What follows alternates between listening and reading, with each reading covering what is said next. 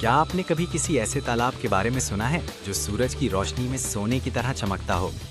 एक घने जंगल के बीचों बीच एक खूबसूरत तालाब था, जिसे सब जानवर सुनहरी तालाब कहते थे। इस तालाब का पानी इतना साफ था कि नीचे तक सब कुछ नजर आता था। इसी तालाब के किनारे एक छोटा सा सब्ज मेंढक रहता था, जिसका नाम मन्नू था। मन्नू को अपने घर से बहुत मोहब्बत थी, लेकिन वो अक्सर सोचता था कि क्या इस तालाब के बाहर की दुनिया उससे भी ज्यादा खूबसूरत होगी। एक दिन मन्नू तालाब के किनारे बैठा आसमान की तरफ देख रहा था। अचानक एक तितली उसके पास आई और बोली, मन्नू, तुम हमेशा यहीं क्यों बैठे रहते हो? जंगल में और भी बहुत कुछ है देखने के लिए। मन्नू ने गहरी सांस ली और कहा, मुझे डर लगता है कि कहीं मैं अपना रास्ता ना भूल जाऊं। तितली मुस्कुराई और बोली, हिम्मत करने वालों को ही नई चीजें मिलती हैं।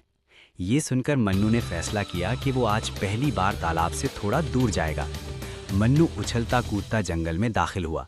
रास्ते में उसे एक खरगोश मिला जो तेजी से दौड़ रहा था।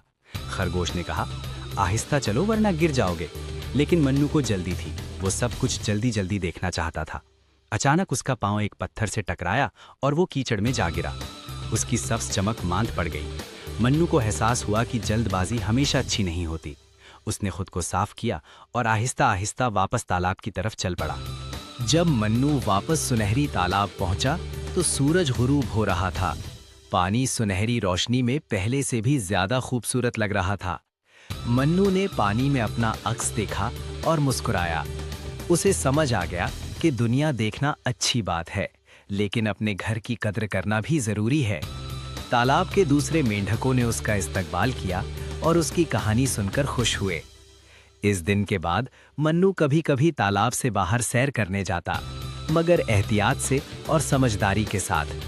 उसने सीख लिया था कि हिम्मत और सब्र दोनों जरूरी हैं। सुनहरी तालाब उसका घर था और वो जानता था कि सबसे खूबसूरत जगह वही होती है जहां दिल को सुकून मिले। और यूं मन्नू खुशी खुशी अपने प्यारे तालाब में रहने लगा। सबक, जल्दबाजी ना करें, हिम्मत करें मगर समझदारी के साथ।